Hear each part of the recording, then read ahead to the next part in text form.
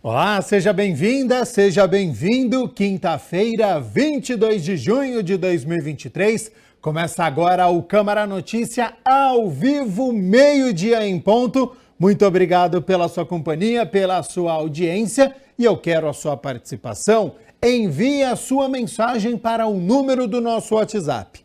19 é o nosso DDD, para você que é de Campinas e região, pode ir direto no número 978293776. Ou você tem a opção de enviar uma mensagem através do nosso QR Code. Como é que ele funciona? Está com o seu celular aí perto? Pegue o celular, abre a câmera como se fosse tirar uma foto e você aponta para este QR Code, porque aí já aparece uma mensagem na tela do seu celular, o WhatsApp da TV Câmara Campinas. Você aperta e pode enviar o seu elogio, uma crítica construtiva, o que você quer assistir aqui no nosso telejornal, que a gente conversa ao vivo.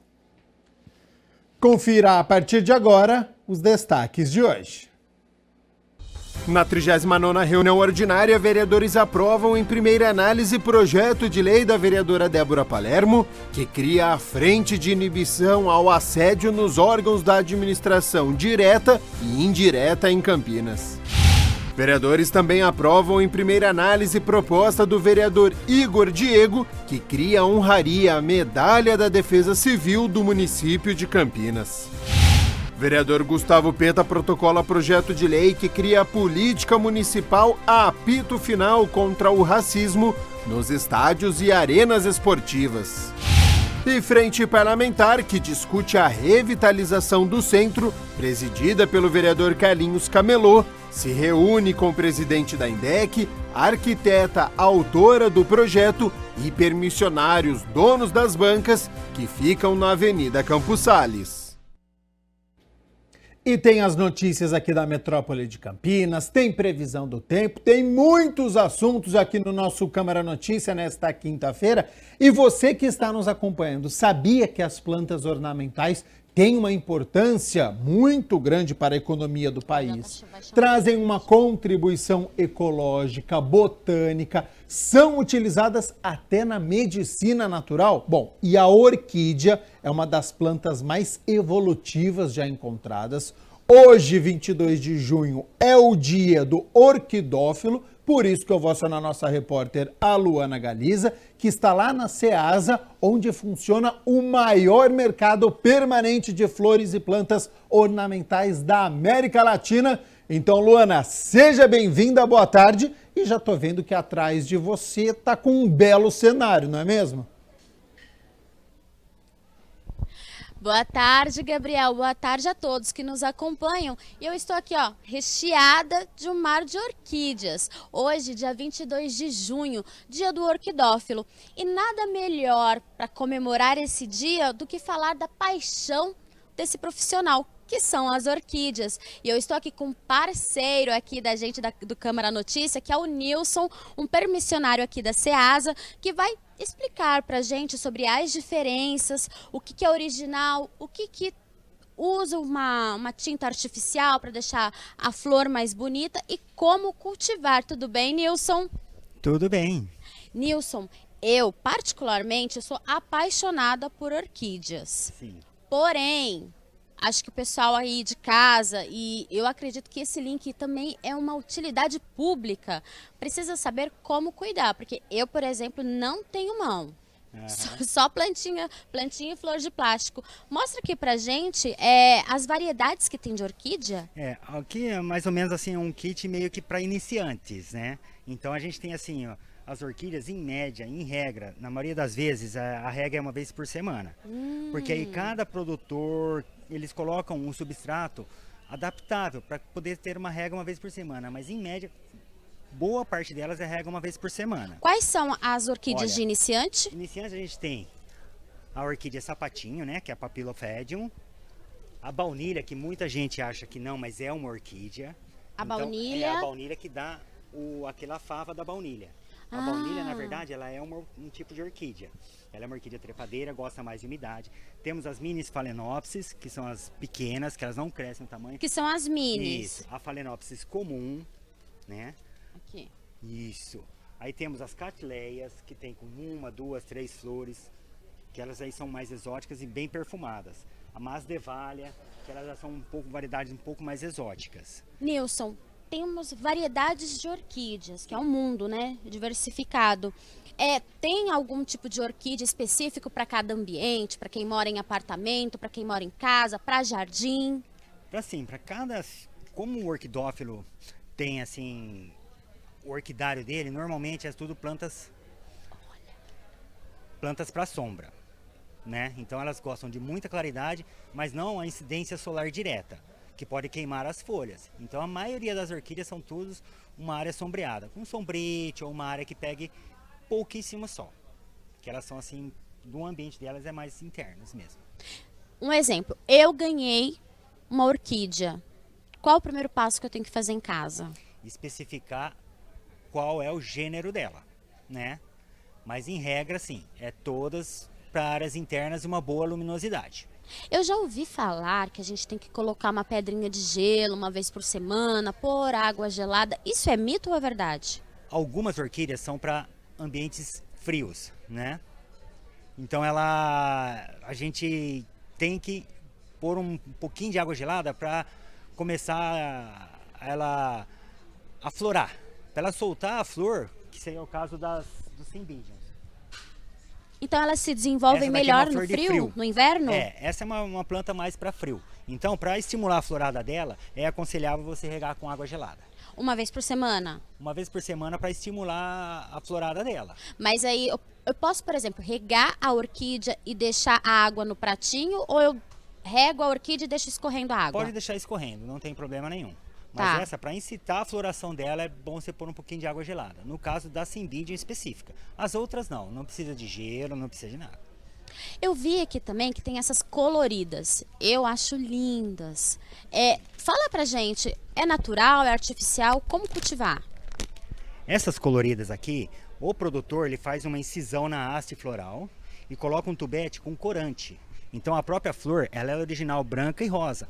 A própria flor, a haste floral, ela vai consumindo esse nutriente com um pouco de corante. Ela dá essa coloração especial para ela. Aí na próxima florada, no ano seguinte, ela vai vir na cor original. Nilson, fala aqui. Vai vir qual? E então é uma surpresa ou ela vem branca? Ela vai vir branca com miolo rosa. Ah! No caso dessa. Agora no caso da outra, ela é branca com rosa mais escuro. Mostra pra gente, por favor. Então essa, na próxima estação, ela vem toda branca. Esse ano aqui ela vem assim. No ano seguinte ela já vem com uma coloração diferente. E que é a original dela. Existe orquídea comestível? Comestível, o que eu conheço mais é só a fava da baunilha. Que é o que usam mais. E usam corante. Para decoração, a Denfallen, algumas espécies eles usam para decoração de bolo, alguma coisa assim. Ah, entendi. E tem algum tratamento específico aqui para vocês deixarem aqui na Ceasa o tempo todo florido? O tratamento maior é a luminosidade e de vez em quando a gente dá uma adubada nelas, que aí a durabilidade é maior. Mas para manter mesmo é bom levar para o sítio novamente e colocar no orquidário. Qual que é a melhor época das orquídeas? Depende da estação do ano. Depende? As phalaenopsis agora com a produção, com estufas automatizadas, a gente tem o ano todo. Mas algumas espécies, que nem a Cymbidium, que ela é mais de frio, ela aparece mais no inverno. E no caso, como você falou que ela aparece mais no inverno, a procura também é mais no inverno, o preço, o valor da compra da orquídea diferencia com a estação do ano? Diferencia bastante. Por exemplo, no começo da florada do Cymbidium, ele fica mais caro. Depois, conforme as outras estufas começam a sair mais dessa variedade, aí o preço diminui um pouco. E vocês trazem elas de onde? Tem vários produtores. Tem de Atibaia, boa parte vem de Olambra mesmo, né? E alguns da região do sul do Minas Gerais, sul de Minas. Ganhei uma orquídea ou comprei. Como que eu faço para cultivar e trocar de vaso? É terra normal? É terra com adubo? Precisa de pedrinhas? Como que funciona? Que tipo de adubo e terra elas gostam? A maioria das orquídeas ela é cultivada em substratos ou chips de coco. Então já tenho preparado específico para elas, mas no vaso que ela vem, normalmente, ela já tem os nutrientes necessários. É só adubação uma vez por mês, dependendo do adubo. Eu vejo muito quando estou andando pelo centro, andando pelas ruas, que muita gente tiram do vaso e adaptam elas nos troncos das árvores. Tem algum... E elas desenvolvem, né? Elas, às vezes a gente está passando, a gente vê aquela queda de orquídeas muito bonitas. Fala aqui pra gente, precisa de a natureza dá conta ali ou precisa de uma manutençãozinha?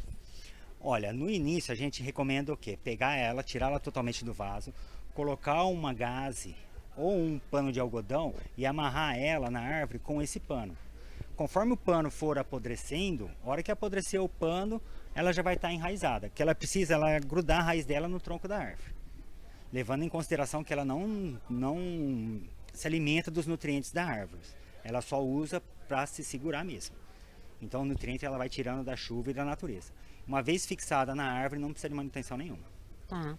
Nilson, muito obrigada por tirar aí nossas dúvidas. O pessoal de casa agora vai ter uma base de saber como cuidar e cultivar das orquídeas que são tão lindas. E muito obrigada. Gabriel, acho que agora eu posso tentar, né, comprar umas orquídeas e cultivar em casa. Só não sei se vai durar muito tempo. É com você.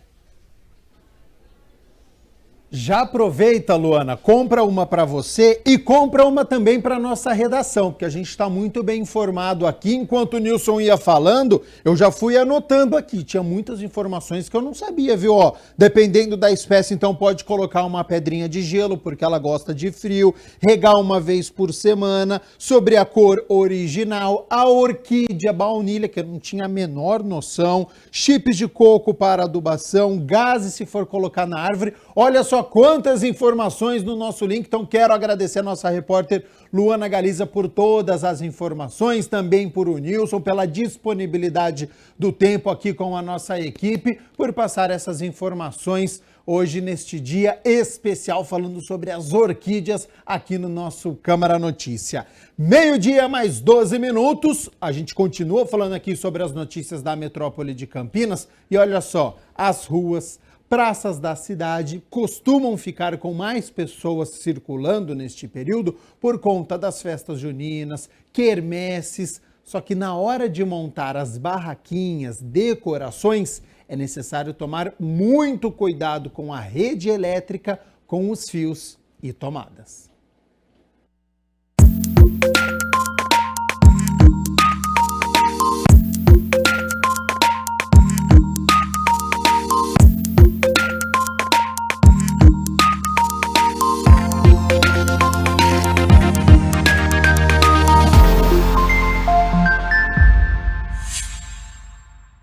Durante o mês de junho, são realizadas quermesses e festas de rua que trazem junto as barracas, bandeirinhas, comidas típicas e fogueiras. No entanto, antes de iniciar a montagem das estruturas e enfeites, a população deve tomar cuidado com a rede elétrica, garantindo a segurança e o bem-estar de todos.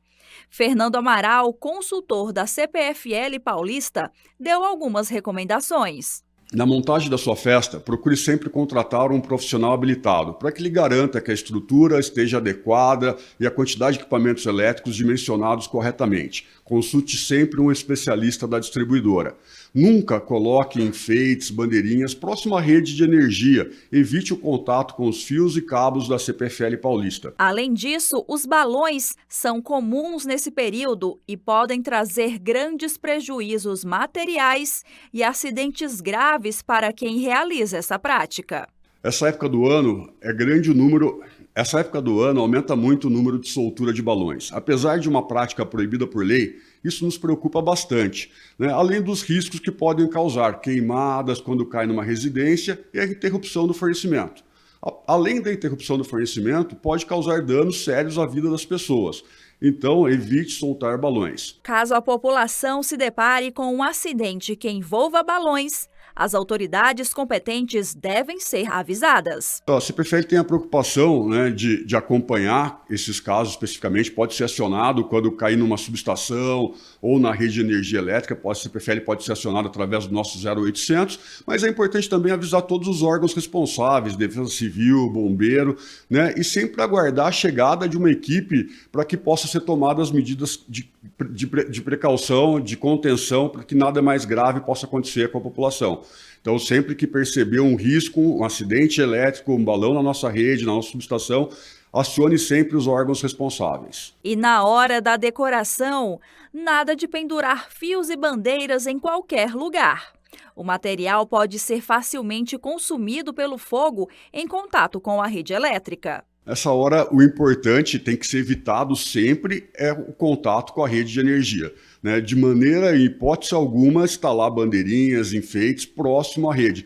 Principalmente, o outro cuidado importante é com a fogueira, né? Quando você vai fazer uma fogueira para sua festa, para sua quermesse, evitar que a fogueira seja instalada próximo da rede. O calor pode provocar acidentes, derretendo o isolamento da nossa rede e acabar estragando a sua comemoração. Então, tenha sempre o ponto de segurança como principal foco. Evite o contato com a rede e nunca monte fogueira próximo da rede de energia. Além de nunca fazer ligações clandestinas para fornecer energia para sua festa, use apenas produtos com garantia e que apresentem o selo do Inmetro. E fique atento ao manusear materiais metálicos.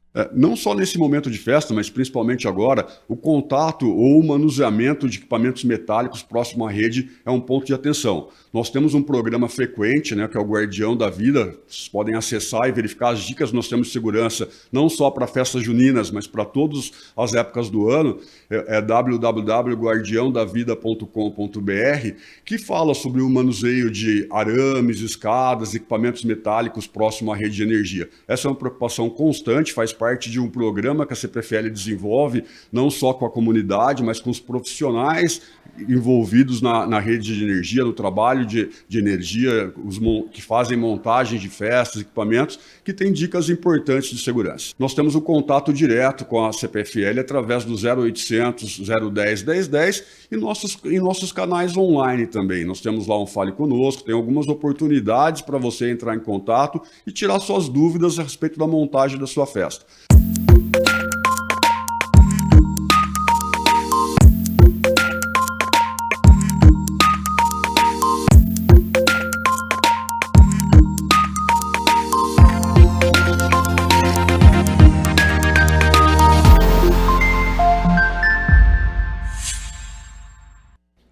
E a gente segue aqui com as notícias da metrópole de Campinas, porque a Secretaria Municipal de Saúde confirmou a segunda morte por dengue em 2023 aqui na cidade. A vítima é uma mulher de 67 anos que morreu no dia 15 de junho em um hospital público aqui da cidade. Ela era moradora da área de abrangência do Centro de Saúde Vista Alegre, região sudoeste aqui de Campinas. Entre o início de 2023 e o dia 21 de junho, foram confirmados 8.982 casos de dengue. No dia 12 de abril, a Secretaria de Saúde divulgou que a cidade está em epidemia da doença. Então, as pessoas que apresentarem uma febre associada a dores de cabeça ou no corpo ou atrás dos olhos, além de manchas vermelhas, vômitos ou dor abdominal, devem procurar o serviço de saúde para avaliação.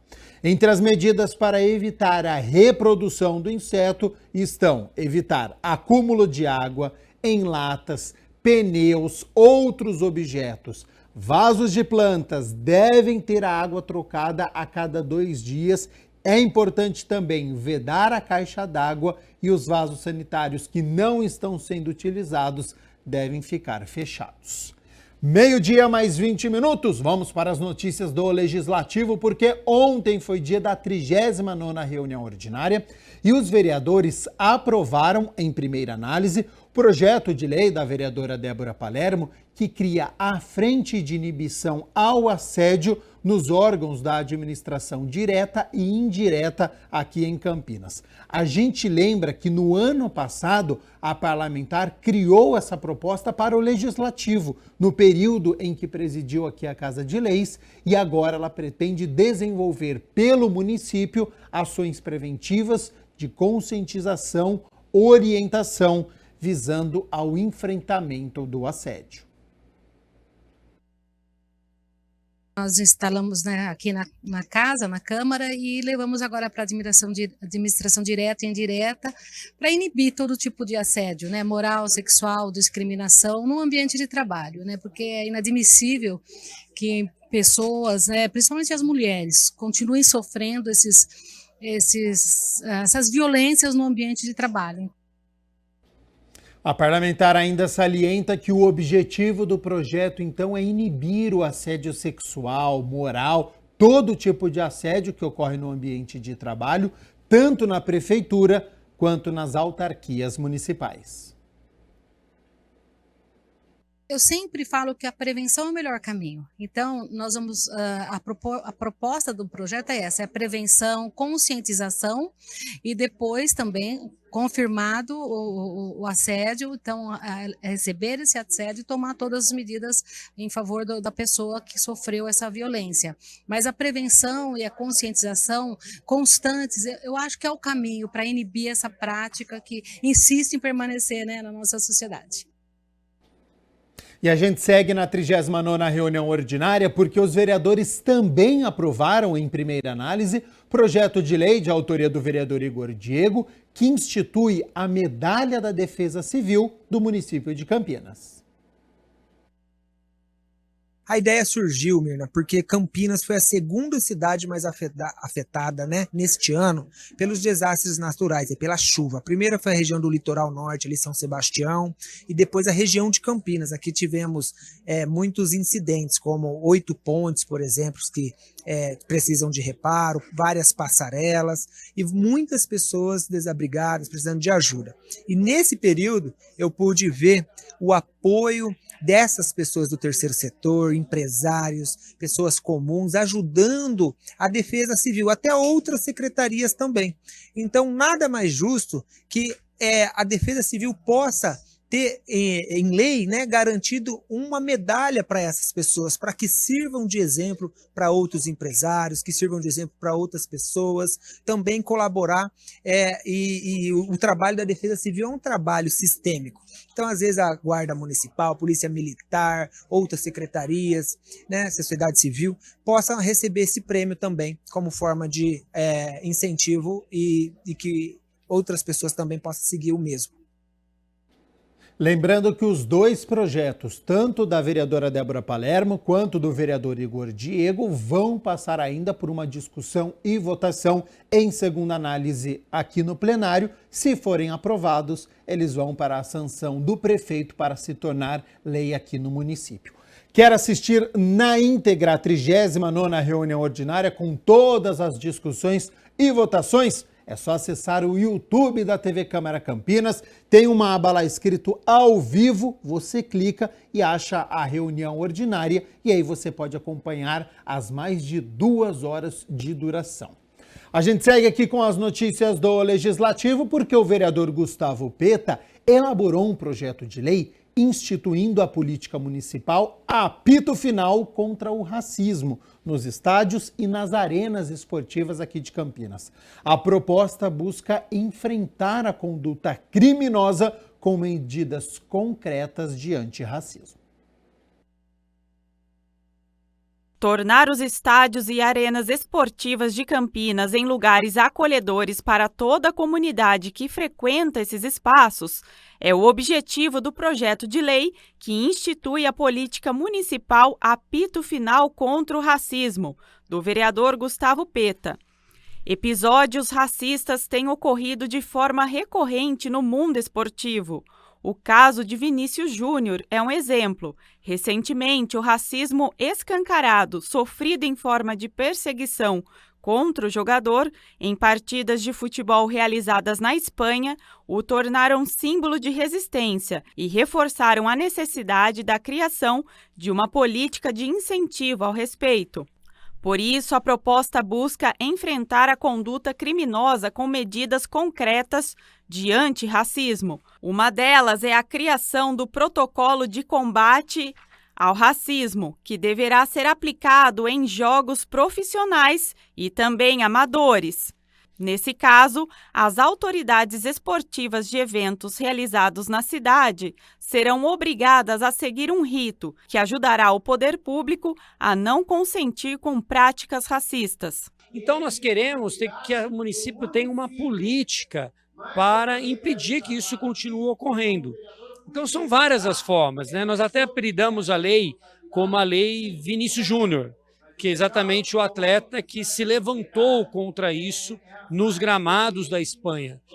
Então a lei prevê diversas medidas informativas, educativas, de comunicação nos espaços esportivos da cidade. Outra medida determinada pelo projeto do vereador é a interrupção da partida em caso de manifestação racista por qualquer pessoa presente nos estádios ou arenas esportivas do município. O jogo pode ser interrompido por um tempo até que a situação se resolva, as autoridades policiais sejam avisadas, as autoridades públicas também, ou até interrompido, caso a atividade criminosa continue acontecendo de forma reiterada. Não fica restrita a modalidades, é a atividade esportiva, porque é uma atividade que a grande riqueza dela é a diversidade, é você ter pessoas diferentes, de origens diferentes, praticando o mesmo esporte, essa integração que é uma das coisas mais ricas do esporte e que muitas vezes é interrompida por uma manifestação de ódio, uma manifestação racista, e nós não podemos aceitar isso no nosso país, no mundo e também na nossa cidade. O projeto também determina que sejam estabelecidas outras ações, como a divulgação e a realização de campanhas educativas de combate ao racismo nos períodos de intervalo ou que antecedem os eventos esportivos ou culturais. A norma estabelece ainda que sejam feitas a divulgação dos canais oficiais de denúncia contra o crime e das políticas públicas voltadas para o atendimento às vítimas das condutas de racismo. A partir do momento em que você ignora um ato racista ou que você não toma nenhuma atitude contra o ato racista, você está na prática normalizando o racismo. Então, o que a gente quer com essa lei é criar uma cultura antirracista. É mais do que não ser racista, é ser antirracista.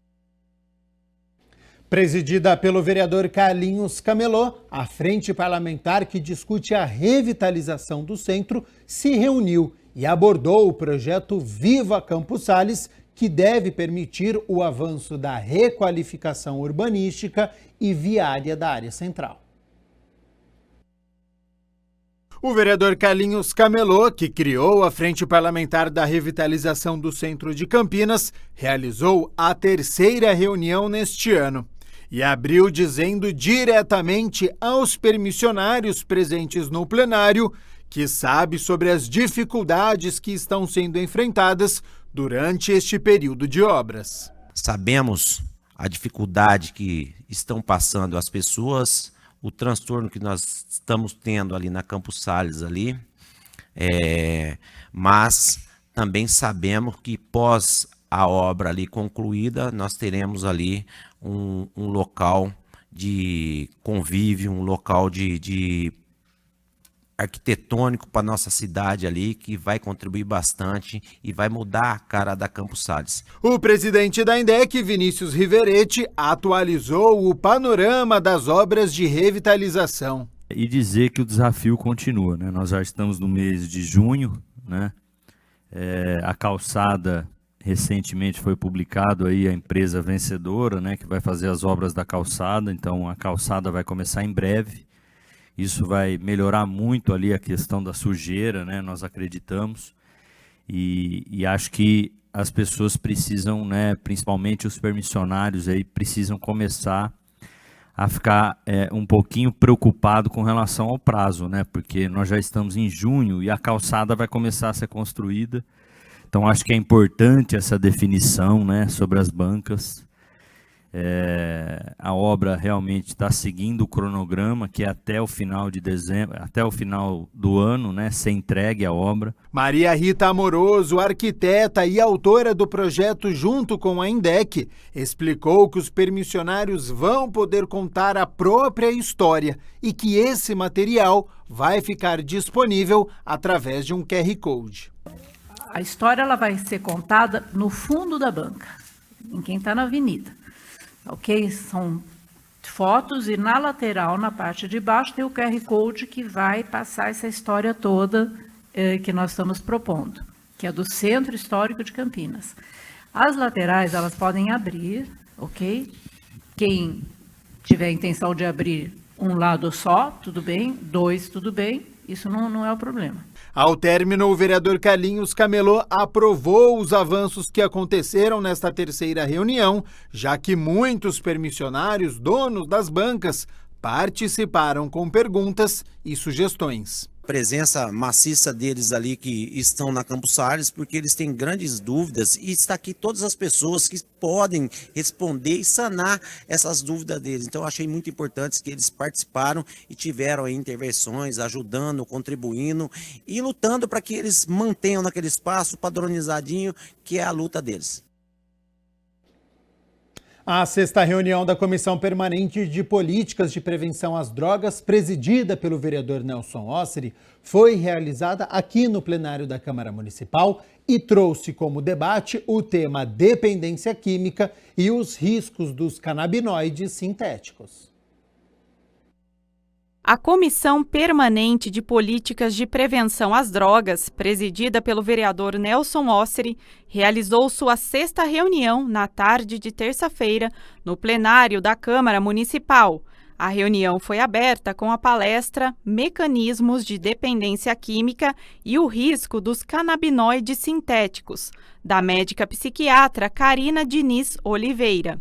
Campinas, uma cidade que é uma metrópole com maior do que 15 capitais, né, não tinha uma comissão de política de prevenção às drogas.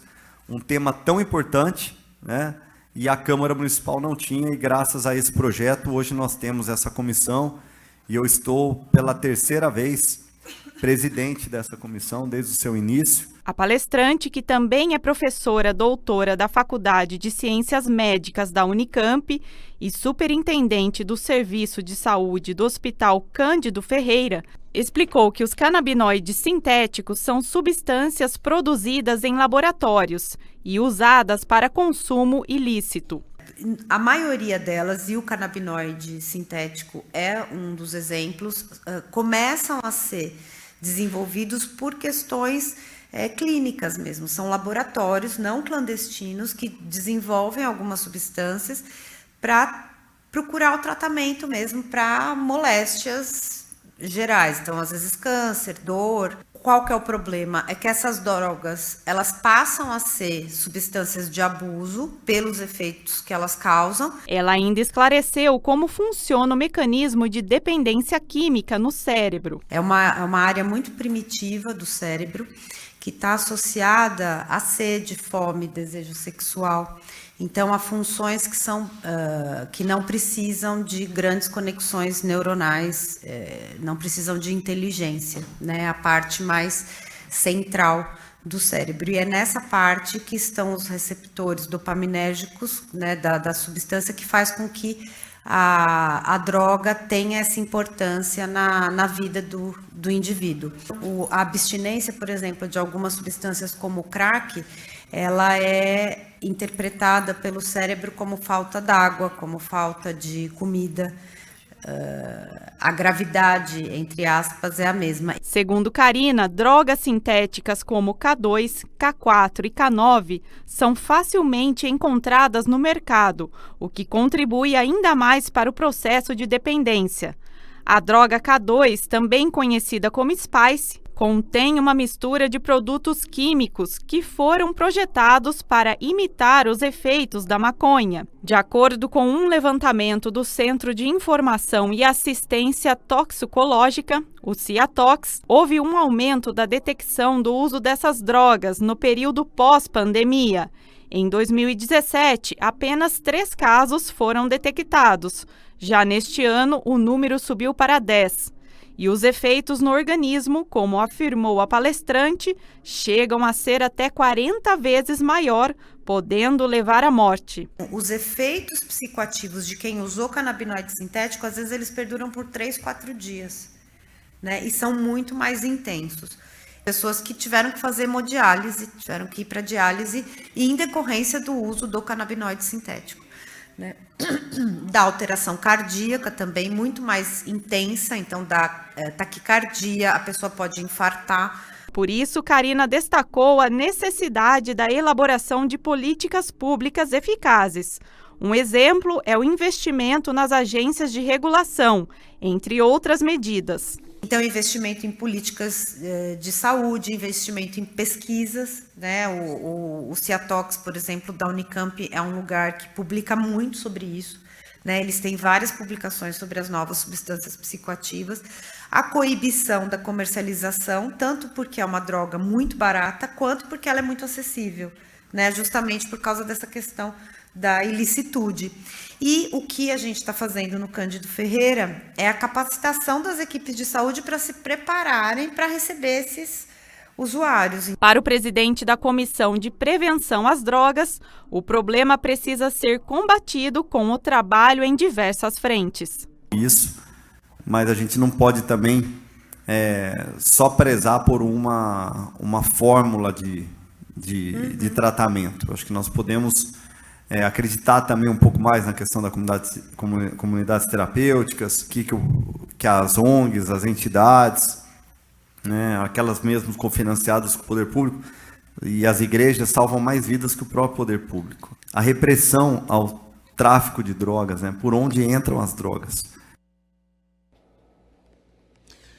12h mais 36 minutos, muito obrigado pela sua companhia, pela sua audiência. A gente segue aqui com o nosso Câmara Notícia e olha só, enquanto alguns pais lutam contra a obesidade infantil, outros têm a preocupação oposta, crianças com baixo peso. A nossa repórter Rúbia de Oliveira entrevistou a endocrinologista a Lorena Lima Amato, que tirou dúvidas sobre o peso ideal dos pequenos. Sobre este assunto, você acompanha o nosso quadro Saúde Agora.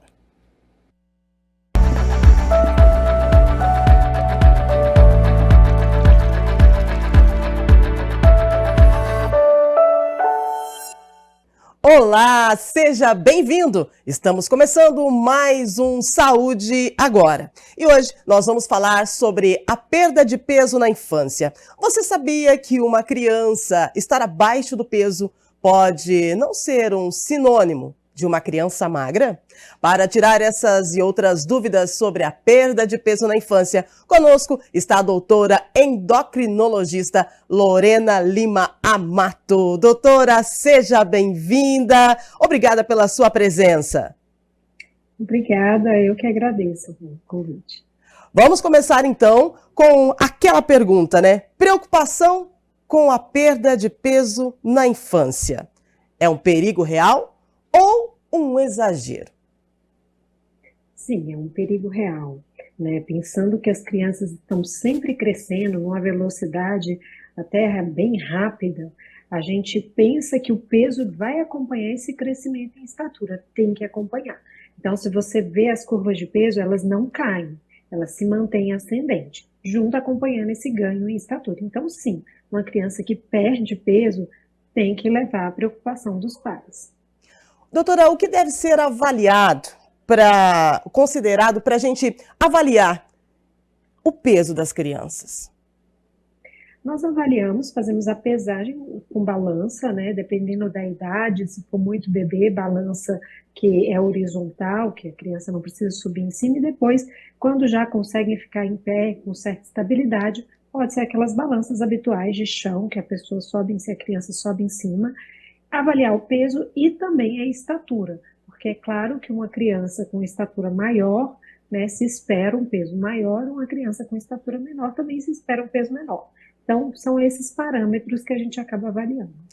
A estrutura genética, né, e a velocidade do crescimento, porque a gente sabe que criança tem uma energia incrível, então são fatores que podem contribuir para as crianças estarem abaixo do peso? Sim, com certeza. Cada criança tem a sua genética. No entanto, existe um intervalo de normalidade, né, dentro dessas variações genéticas, tanto para mais quanto para menos. Então, por exemplo, a criança pode ter geneticamente um padrão biotipo para ter uma curvinha, uma curva de peso um pouco mais baixa, mas não abaixo do normal. Assim como um pouco mais alta, mas não acima do normal. Muitas mães, pais questionam exatamente isso. Falam, não, mas não pode ser da criança assim até certo ponto. Depois se torna uma preocupação. Então existe assim, um range, né, um intervalo de normalidade, até bem importante, né, que contempla biotipos bem diferentes, esse intervalo de normalidade. No entanto, se saiu desse intervalo de normalidade, gera preocupação. Agora, falando em preocupação, quais as doenças, doutora, que podem provocar a perda de peso infantil? Em crianças que nós consideramos que estão com acesso a boa nutrição, né, que têm acesso a uma boa alimentação, nós temos algumas doenças endocrinológicas e outras não endocrinológicas. A primeira pergunta que a gente faz é: o que está acontecendo que esse intestino não está absorvendo, né?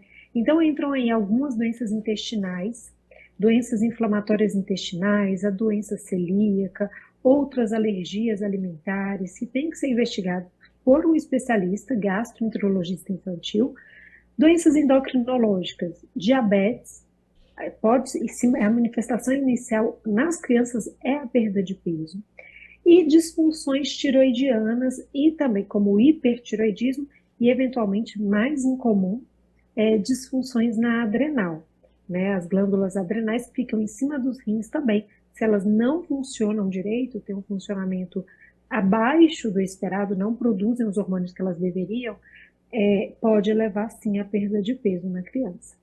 Agora, vamos falar sobre as doenças psicológicas, né? Sobre a psicologia. Você falou sobre diabetes, sobre hipertiroidismo, né? Agora, e o estresse? E a depressão? E a ansiedade? A criança sofre com isso também? E isso pode ocasionar uma perda de peso, doutora? Com certeza.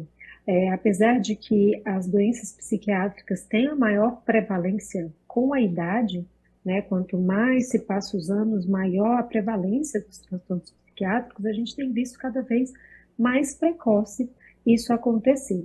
Em crianças mais novas, é improvável que, se ela tiver um bom aporte psicossocial, um bom suporte social e um bom recurso, né, de suporte emocional, é improvável que ela vá desenvolver alguma doença psiquiátrica, algum transtorno de ansiedade grave o suficiente para levar à perda de peso, né? Mas acontecem sim crianças que passam situações, desajustes sociais no meio em que elas estão inseridas, que pode levar a transtornos alimentares e perda de peso.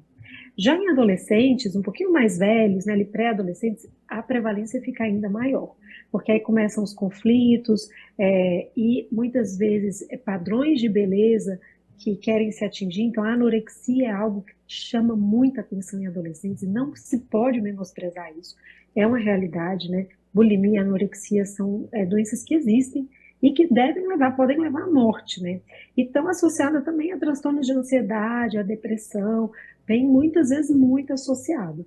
Então, adolescentes é uma preocupação ainda maior, mas não que não possa acontecer com crianças. E, doutora, como que a gente faz, então, para que a criança ganhe peso, mas de uma forma saudável? Porque, de repente, a criança começa a perda de peso, o pai pensa, a alimentação não está legal, vamos inserir mais alimentos, e aí acaba tendo um outro problema que pode ser a obesidade.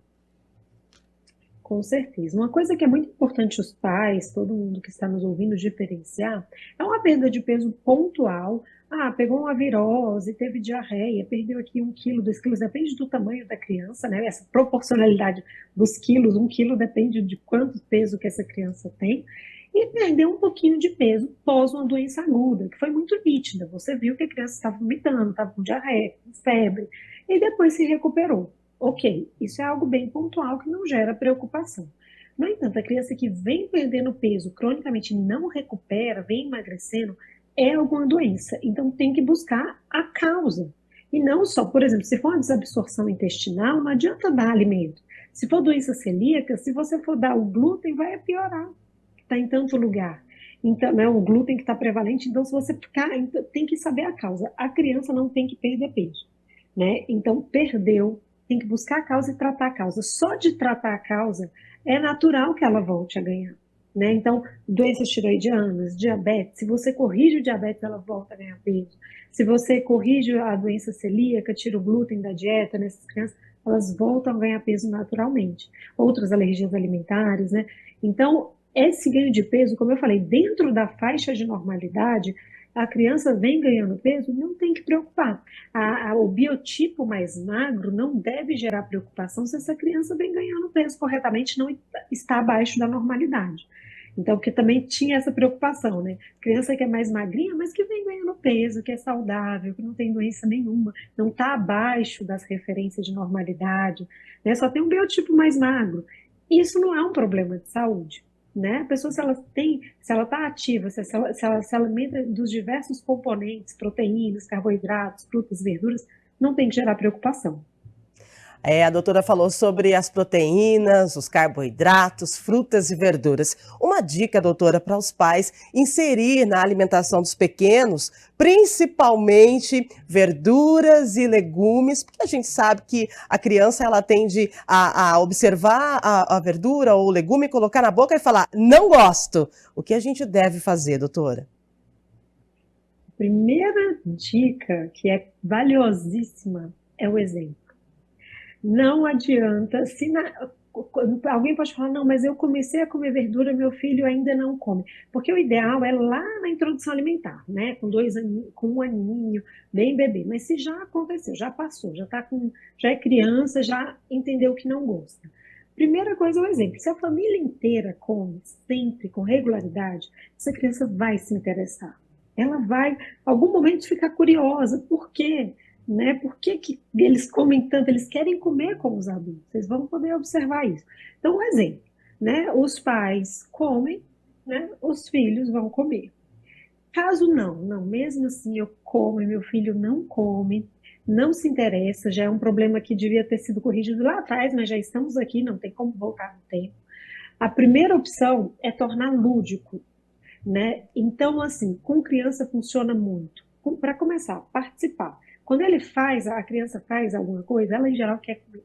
Então vamos fazer aqui uma salada de fruta. A gente vai picar junto, a gente vai escolher junto, a gente vai provar para ver o que vai entrar nessa salada. Ela começa a se interessar. Fazer com forminhas, vai cortar fruta. Poxa, aquelas forminhas, né? É algo que é simples e rápido, coloca com formatos, torna lúdico, né? Que isso também influi. Então, 2 dicas principais são essas, né? Então, é isso aí. E tentar não mascarar. Muitas mães, no afã de fazer as crianças comerem frutas, bota mel em tudo, bota açúcar em tudo. Tipo, não, porque aí vai comer. Você vai mascarando, você vai estar dando um doce para a criança, já não está comendo. Vai comer a verdura, bota queijo, bota molho para a criança aceitar, né? Porque aí ela vai aceitar. Isso vai ser uma fuga que não vai funcionar por muito tempo, né? O ideal é que ela aprenda mesmo a apreciar o sabor do alimento. E isso é um aprendizado, não é da noite para o dia. Não é da noite para o dia, porque até nós, adultos, também, às vezes a gente olha, prova, fala, não gosto, mas aí depois, quando você fala, não, peraí, vou provar de novo, e aí você acaba gostando. E o prato colorido também chama muita atenção, né? Exato. E em algumas preferências, não gostar de uma coisa ou outra, poxa, crianças são pessoas também como nós. A gente também não gosta de uma fruta ou outra, uma particularidade pessoal. Agora, não gostar de nada, no meio a tantas opções de frutas e verduras que se tem, aí é um problema alimentar, né? Então, visitar feiras, experimentar, tornar lúdico, plantar, né, pequenas hortinhas em casa que a criança acaba se interessando e vendo crescer, ela vai querer comer aquilo ali. Doutora, agora, para a mãe e o pai que está nos assistindo, a importância de levar o filho ao pediatra, mas também ao especialista, assim como a senhora endocrinologista. Com certeza. Os próprios pediatras, quando detectam alguma suspeita, de alguma alteração, eles, em geral, estão fazendo aquele segmento da criança, eles encaminham para o especialista. Né, o pediatra tem que ser consultado com regularidade, independente de doença, né, como check-up, pelo menos anualmente, depois dos 2 anos. As crianças têm que ir ao pediatra todo ano, até para ver as vacinas, detectar precocemente algumas doenças que podem estar aí, e caso detectado, encaminha ao especialista. O especialista não precisa ser consultado de rotina, só quando já há uma alteração. Mas o pediatra, sim, de rotina, independente de doença, tem que ser consultado regularmente. E exercício físico, doutora? A criança, ela está aí com uma perda de peso significativa, e aí a mãe e o pai tentam introduzir mais alimentação, e aí às vezes pensa pelo gasto de energia, pensa, será que ela está se exercitando demais? Vamos diminuir um pouquinho? É aceitável isso? Não. O exercício físico, mesmo em atletas, crianças, vai levar ao ganho de peso por ganho de massa muscular. Então, essa criança, e ela vai estar se alimentando também, né? Então, se ela tem uma boa absorção, ela não vai perder peso. Isso é fato. E, inclusive, a criança que está perdendo peso, ainda não se sabe a causa, é uma doença, ela precisa de ajuda antes de estar fazendo atividade física.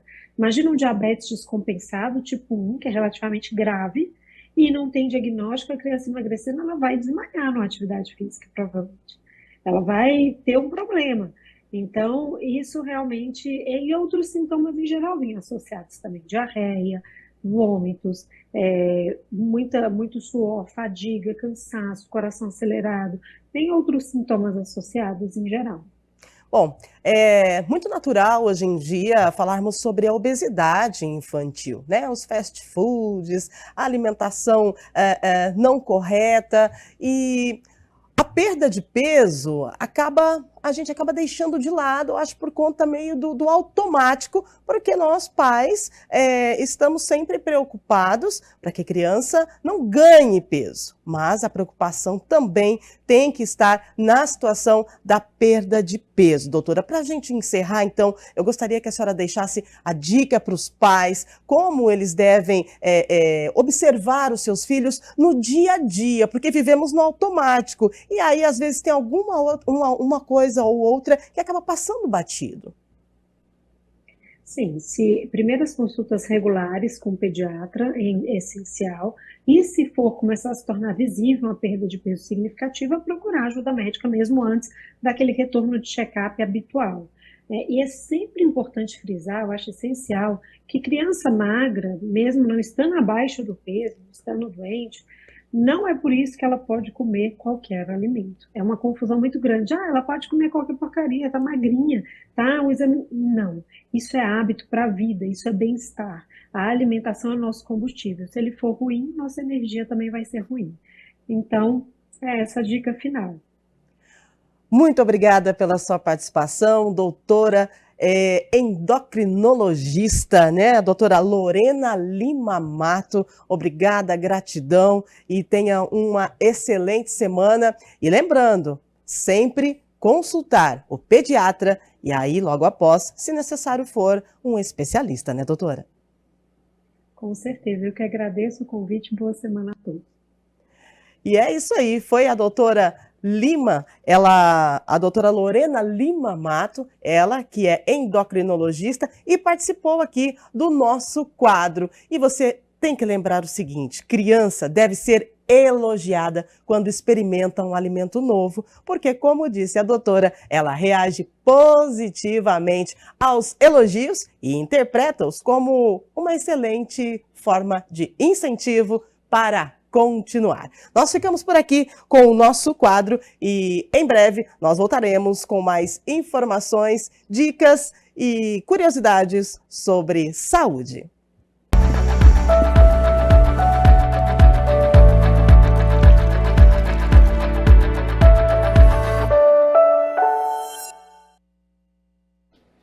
E olha só, pela primeira vez, os cães terapeutas do Medicom Brasil estão trabalhando dentro de um consultório odontológico na faculdade da PUC Campinas. E claro que o nosso quadro É o Bicho foi lá conferir este trabalho.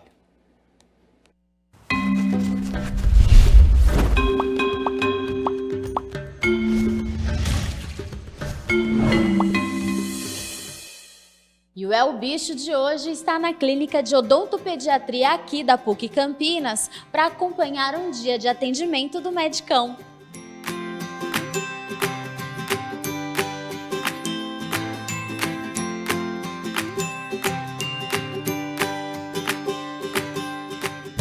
A fama de melhores amigos do homem já ultrapassou a fronteira do convívio doméstico e os cães vêm ajudando no auxílio durante as terapias e reabilitação de pacientes, adultos e crianças. A Associação Brasileira de Terapia Assistida por Animais, Medicão Brasil, tem como missão levar às pessoas os benefícios dos efeitos terapêuticos dos cachorros através da interação. A Medicão ela surgiu há 24 anos atrás, diante da minha profissão, né, que eu trabalho com comportamento de cães. Então, tinha uma amiga minha, na época, que é psicóloga, e ela me fez um convite, né, para levar na Semana das Crianças, né, do Dia das Crianças, uma apresentação com cães adestrados, que, na verdade, na época eu tinha. E me fez o convite, e ela trabalhava na PAI aqui de Campinas, né, onde hoje a gente trabalha lá hoje, até hoje lá com eles, né, na PAI aqui de Campinas.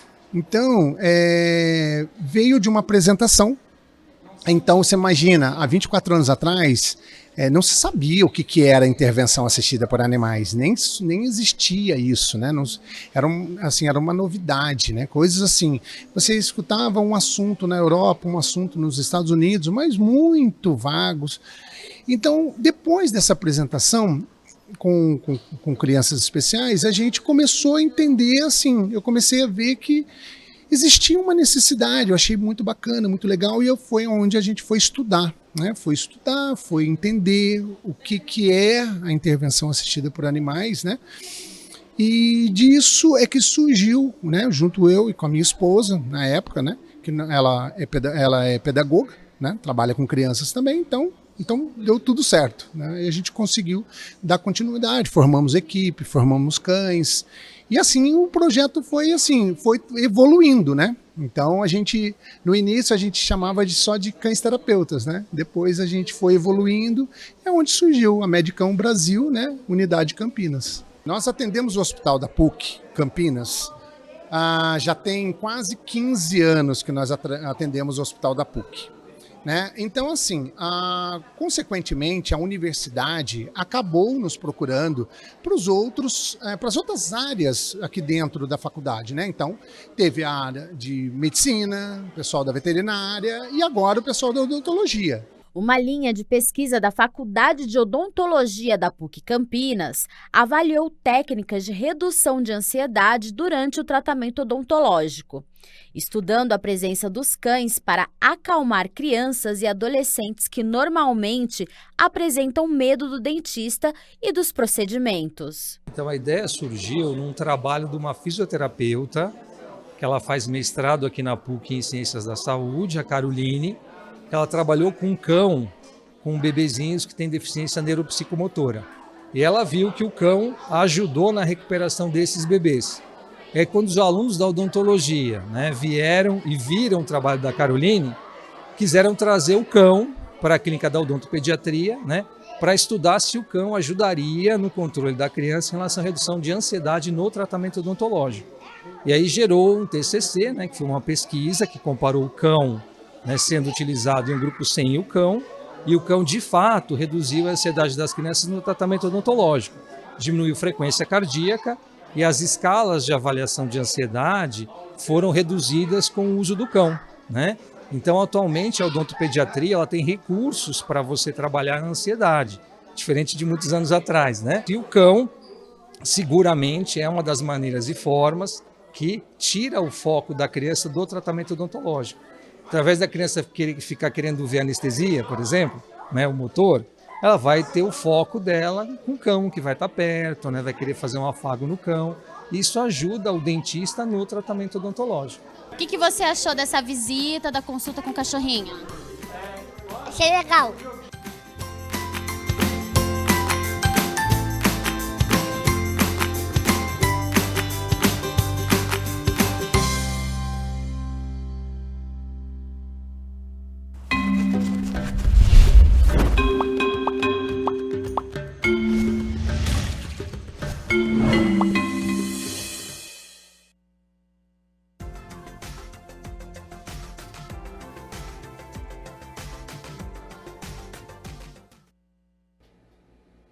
Quinta-feira de tempo estável e segue essa condição para amanhã, sexta-feira, e já adianto que o fim de semana será da mesma maneira, com o sol aparecendo durante todo o dia. A sensação de frio permanece, principalmente para quem acorda cedinho, tem aquele vento gelado, né? Mas ao longo do dia, com a presença do sol, a temperatura sobe. Então, para amanhã, sexta-feira, olha só, as temperaturas já estão aqui na minha tela. 23 de junho, mínima de 13 graus. Ao longo do dia, essa temperatura sobe, podendo chegar aos 25 graus aqui na cidade de Campinas. Olha só, tem um convite a fazer a você, hein? Hoje, 7h30 da noite, tem reunião solene, então tem entrega de honraria, a autoria do vereador Marcelo Silva, com a entrega da medalha Carlos Gomes para Luísa Aparecida Santos, com transmissão ao vivo aqui da TV Câmara Campinas. O Câmara Notícia fica por aqui. Muito obrigado pela sua companhia, pela sua audiência. Continue aqui na nossa programação e nos vemos amanhã na sexta-feira. Até lá. Tchau, tchau.